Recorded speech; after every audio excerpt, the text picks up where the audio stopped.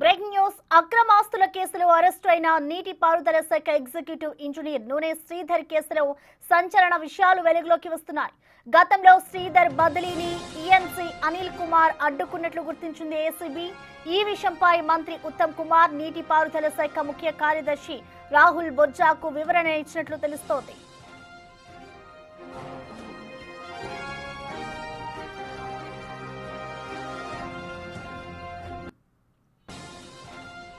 అప్పట్లో కాళేశ్వరం ప్రాజెక్టు విచారణను ప్రభావితం చేసేలా శ్రీధర్ వ్యవహరిస్తున్నారని ప్రభుత్వం గుర్తించింది.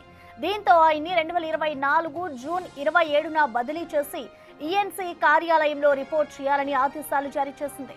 శ్రీధర్ కొనసాగేలా ఈఎన్సీ అనిల్ కుమార్ ఉత్తర్వులను అడ్డుకున్నట్లు ఏసీబీ గుర్తించింది. దీంతో అనిల్ కుమార్ కు నోటీసులు ఇచ్చేందుకు భావిస్తోందని సమాచారం.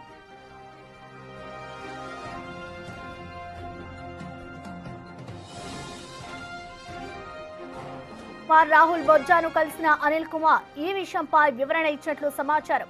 ఎలాంటి దురుద్దేశాలు లేవని, కీలక పత్రాలు వివరాలు పనిచేసేవారైతే త్వరగా ఇవ్వగలరని చెప్పినట్లు తెలుస్తోంది.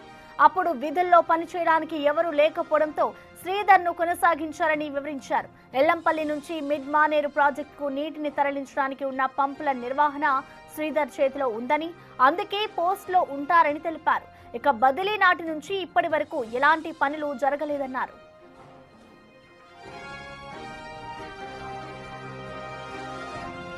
ప్రస్తుతం చంచల్గూడ జైల్లో ఉన్న శ్రీధర్ ను 5 రోజుల పాటు కస్టడీలోకి తీసుకోవడానికి నాంపల్లి కోర్టులో పిటిషన్ దాఖలు చేశారు ఏసీబీ అధికారులు.